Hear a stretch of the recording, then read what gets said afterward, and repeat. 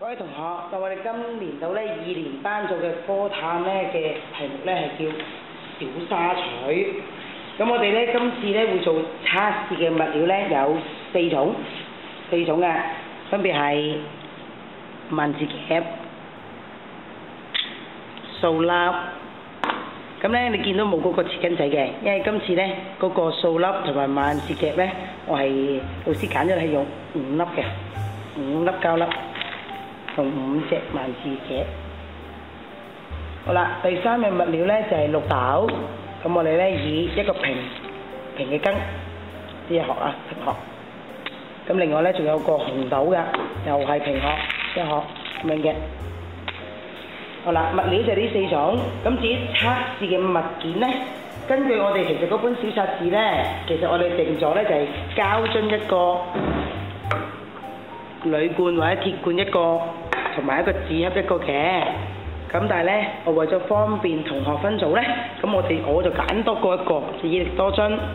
咁啊睇翻每一班個老師同埋同學嘅情況啦。咁可能咧可以揀啲高身啲嘅樽，或者375嘅檸檬茶嘅樽嘅盒都得嘅其實。咁我今次咧，成班咧就我哋揀咗係500毫升嘅膠樽咧嚟作為一個測試對象。咁點解咧？為咗我哋係跟個科探咧要公平嘅話咧，我哋嘅條件一定要個膠樽個容量要一樣嘅。如果唔係嘅話咧，就算個物料係一致，但係個膠樽嘅容量唔同咧，大細咧，咁個測試都唔係公平嘅噃。好啦，至於個紙盒啦，我紙盒咧就揀咗一個250毫升嘅紙包嘢飲。好啦，第3樣咧，我就揀咗個鋁罐幫，普通嘅嘢飲嘅鋁罐，或者你叫鐵罐啦。咁另外第4個咧就係以力多樽啦。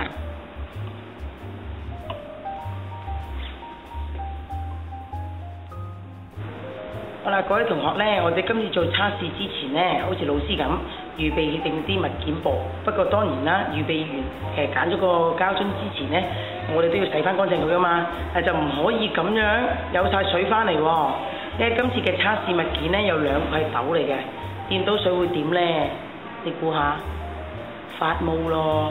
咁一發毛咧，其他同學就做唔到噶咯噃。咁所以我哋要將入邊膠樽嘅水咧，一定要掟晒出嚟，最好哋抹乾佢添啦。咁咧另外個紙盒啦，同學都會諗下噶啦，我點樣入個咁大粒嘅膠粒啊？入唔到噶嘛？就係剪嘅，咁我一陣老師要教俾你咧，係點樣剪同埋點樣蓋翻好咧，可以令到佢可以搖動嘅喎。咁第3樣咧就係一啲汽水罐啦。咁汽水罐咧呢一隻款式咧就留咗喺度嘅。其實如果你飲可樂啊、雪碧嗰啲掹咧，嗰個蓋掩應該掹走咗嘅，唔緊要嘅。其實因為我哋今次搖個沙錘咧有個要求嘅，咁我會教翻同學，唔怕會倒晒出嚟嘅。咁第4樣啦。以力多樽冇蓋添，咁我會教一陣同學點樣去可以蓋住佢，令到個測試安全啲，但都係其實蓋唔蓋都影響唔大嘅，因為我哋都唔係蓋住嚟做呢個搖動嘅。好啦，咁咧攞嗰個紙包嘢飲嘅時間咧，其中一隻耳仔揭起，呢隻唔使噶啦，揭一邊之後咧，咁樣谷起咗一邊，咁啊方便我將個白色嗰個位剪走咗嘅。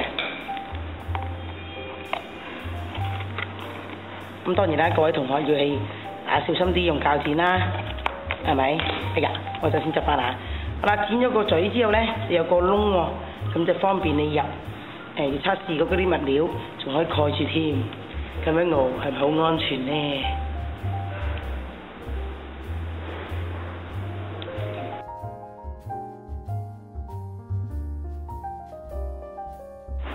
好啦，咁同學咧一定會問喎，點樣做呢個小沙錘嘅測試啊？因為咧今次要小沙錘咧係要試下嗰啲唔同嘅物料入去唔同嘅物件上邊所發出嘅聲音係一樣，我哋要點啊？係要靜啦，越嘈嘅話咧就聽唔得到噶咯噃。咁又為咗咧同學唔想咧紅豆當我試紅豆啦，4個入晒咧，你個結果會點啊？直白係咁熬啦，咁所以咧今次咧個做法會係咁嘅，每一組或者能揀其中2組嘅一個樽啦，可以用其中一種物料入咗一個物料先，一個樽試完就將你嘅物料倒俾另一個，如此類推。咁我而家示範個紅豆俾你睇啦。我就第一個攞呢個益力多樽試下先。咁我攞一殼平㗎啦。哇，有啲難度啊，都好安全㗎。好啦，擺好咗之後呢，我想問同學啦，係咪打直爐呢？其實就唔係嘅。沙錘呢就好似頭先老師播過條片俾你睇呢，我哋搖沙錘係咁樣搖㗎嘛，所以我哋呢要求同學呢係打橫搖左右，或者叫水平啊左右。咁搖幾耐啊，同學？咁我哋有教過你有時鐘，可以睇喺課室後邊嘅時鐘。一齊嘅，由老師咧一齊數喎，可以1、2、3咁樣一齊數啦，就數15秒嘅。如果同學有手錶咧，都可以自己睇嘅，不過最好就係跟翻一齊去熬會好啲啦。咁譬如而家我哋一齊望個鐘，答2就開始啦，熬15秒，開始。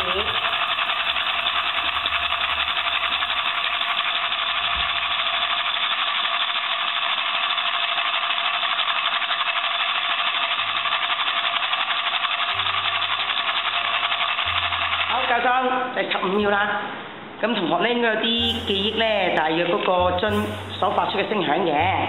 好啦，跟住做啲咩咧？就將你手上邊而家呢個樽有嘅紅豆，俾隔離嗰個女伴同學咯噃。咁如是者咧又係熬15秒喎。咁你時間關係咧，老師就唔係咁熬俾你睇啦，即係咁做嘅過程。哇，會唔會好嘈咧？咁跟住咧，接住就過落去個嗱，當我熬完15秒啦，就去個紙包嘢飲度咯噃。咁呢個倒咧就有啲技巧嘅，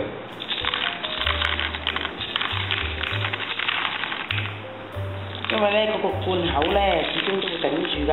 咁同學唔可以心急嘅喎，慢慢倒啊，佢倒咗一地都係喎。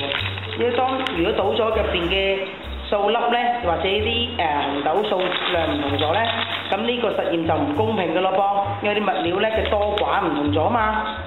仲有一個啊，好啦，冇啦，好啦，擺好咗之後就冚蓋，擺靚啲先，冚蓋，又係咁樣熬喎。好啦，當你熬完15秒啦，就將佢而家有嘅紅豆咧，又過翻俾呢個樽啦，最尾一個啦。哇！或者倒落個手度再過落去啦，會安全啲啦。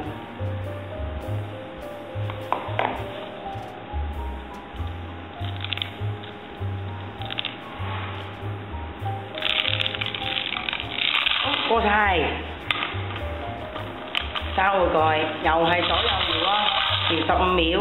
咁同學咧喺試過晒之後咧，就要問翻同學究竟紅豆喺邊一個物料入邊最響嘅咧？係啦，咁但係當然我唔係淨係測試紅豆嘅喎，如此類推啦，綠豆又要試啦，素粒又要試啦，萬字夾又要試喎。咁呢啲咧頭先講過啦，係5粒揀5粒就好啦。咁一樣咁樣熬。咁最尾同學咧測試完之後咧，就有份綠色嘅。